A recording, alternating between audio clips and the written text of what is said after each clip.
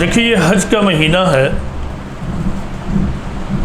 اور بہت جلد تمام دنیا کے مسلمان بیت اللہ اور اس کے علاقے میں اکٹھا ہوں گے اور حج کی عظیم عبادت کو انجام دیں گے۔ اس سلسلے میں چند بنیادی باتیں آپ کے سامنے عرض کرتا ہوں۔ حج سے متعلق جو قرآن میں آیتیں ہیں اور بیت اللہ کی اہمیت سے متعلق جو قرآن میں آیتیں ہیں، ان میں سے ایک آیت یہ ہے کہ ان اول بیت وضع للناس للذی ببکۃ مبارک وہدی للعالمین، کہ پہلا گھر جو اللہ نے لوگوں کے لیے مقرر کیا ہے وہ وہی ہے جو مکہ میں ہے، برکت والا ہے اور تمام جہاں والوں کے لیے رہنما، تمام دنیا والوں کے لیے ہدایت کا مرکز، سینٹر۔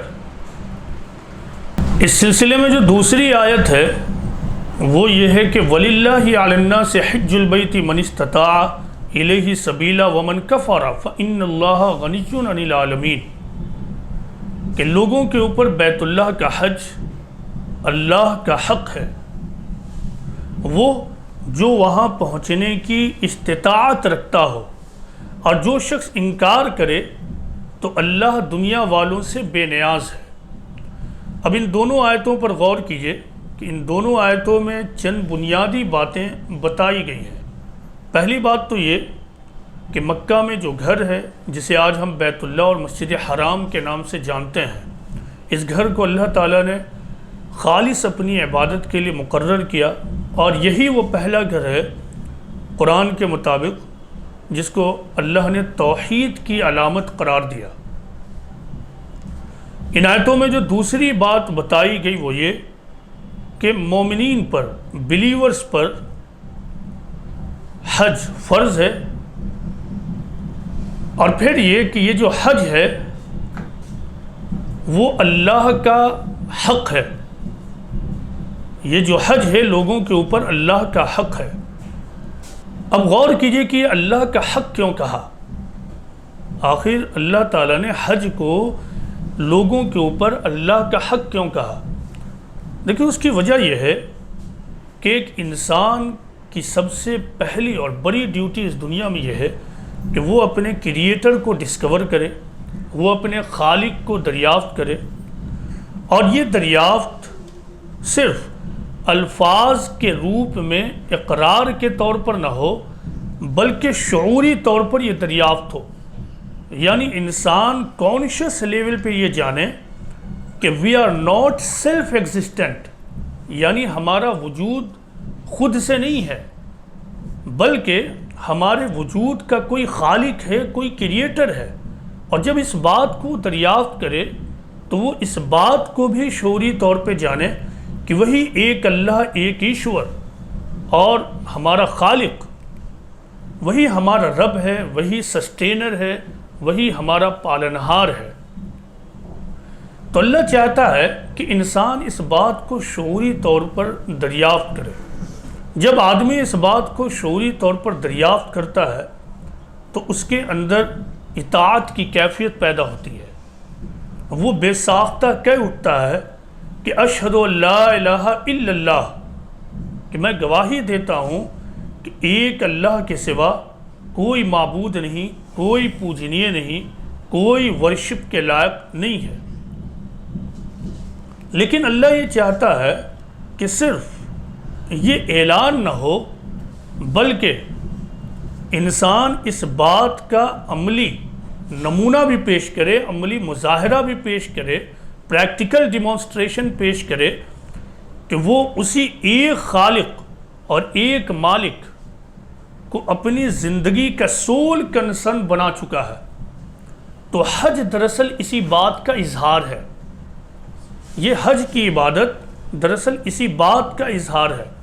حاجی حج کے دوران اپنی تمام ایکٹیویٹیز سے، اپنے تمام اعمال کے ذریعہ اس بات کا اعلان کرتا ہے کہ خدایا تو میرا تنہا اور واحد کنسرن ہے، میں تیرے ہی گرد گھوموں گا، تیرے ہی لیے سرگرم اور ایکٹیو رہوں گا۔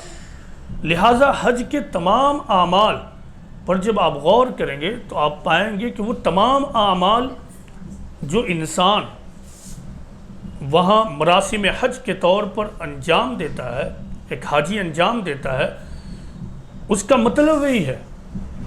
مثلا دیکھیے، ایک آدمی اپنے وطن سے نکل کر مکہ کی طرف جاتا ہے، کیوں جاتا ہے؟ لاکھوں روپیہ خرچ کر کے وہاں کیوں جاتا ہے؟ صرف اور صرف اس لیے کہ میرا رب یہ چاہتا ہے، میرا کریٹر یہ چاہتا ہے کہ ہم وہاں پہنچیں اور خدا کے سامنے اس بات کا اعلان کریں کہ خدایا you are my sole concern, تو میرا واحد اور تنہا کنسرن ہے، میری زندگی کا مرکز اور منبع تو ہی ہے، میں تیرے ہی گرد پروانے کی طرح گھومتا رہوں گا۔ لہٰذا آپ دیکھیے طواف کیا ہے، اسی بات کا ڈیمانسٹریشن ہے۔ طواف کر کے ایک حاجی اس بات کا اعلان کرتا ہے کہ خدایا جس طرح میں آج بیت اللہ کے گرد چکر لگا رہا ہوں، اب یہاں سے لوٹنے کے بعد پوری زندگی دراصل میں تیرے حکموں کی تابعداری میں گزاروں گا۔ یہی معاملہ حج کے تمام اعمال کا ہے۔ حج میں جو سب سے زیادہ ایک حاجی کی زبان سے نکلنے والے الفاظ ہوتے ہیں وہ ہوتا حج کا ترانہ، لبیک اللہم لبیک۔ مستقل سوتے جاگتے بیٹھتے چلتے مسلسل جو جملہ حاجی کی زبان سے سب سے زیادہ نکلنا چاہیے وہ یہی ہے، لبیک اللہم لبیک۔ تو یہ کیا ہے؟ لبیک اللہم لبیک، یعنی حاضر ہوں خدایا، حاضر ہوں۔ تو these are the words of commitment, کہ حاجی خدا سے یہ کمٹمنٹ کرتا ہے کہ خدایا تو نے مجھے پکارا، میں یہاں چلا آیا ہوں، اب تو مجھے حکم دے تو میں تیرے حکموں کے مطابق زندگی گزاروں گا۔ حاجی وہاں جانور کی قربانی پیش کر کے علامتی طور پر سمبولیکلی اس بات کا اظہار کرتا ہے کہ خدایا تیرے دین کی اشاعت کے لیے اگر مجھے قربانی اور سیکریفائس کی حد تک جانا پڑے تو میں جاؤں گا۔ حج دراصل اطاعت خداوندی کی ایک تربیت ہے۔ اسی بات کی تربیت ایک بندے کو حج کے دوران دینی ہے، اور یہی وجہ ہے، غور کرنے سے معلوم ہوتا ہے کہ یہی وجہ ہے کہ حج کو اللہ تعالیٰ نے لوگوں کے اوپر اپنا حق کہا، کہ یہ حق ہے کہ لوگ وہاں پہنچیں اور صرف اپنی زبان سے اشہد لا الہ الا اللہ نہ کہیں، بلکہ اس بات کا ایک پریکٹیکل ڈیمانسٹریشن بھی قائم کر دیں۔ کعبہ کیا ہے؟ کعبہ دراصل توحید کی علامت ہے، ایک ایشور کا سمبول ہے۔ کعبہ کے گرد چکر لگانا دراصل اس بات کی علامت ہے کہ ہم ایک خدا کو مانتے ہیں، ہم ایک خدا کے لیے جیتے ہیں، ہم ایک خدا کے لیے مرنے کو تیار ہیں۔ اسی خدا سے ہم سب سے زیادہ محبت کرتے ہیں اور اسی خدا کے خاطر ہم سب کچھ کرنے کو تیار ہیں۔ یہی وجہ ہے کہ حج کو بندوں کے اوپر، بلیورز کے اوپر اللہ کا حق کہا گیا ہے۔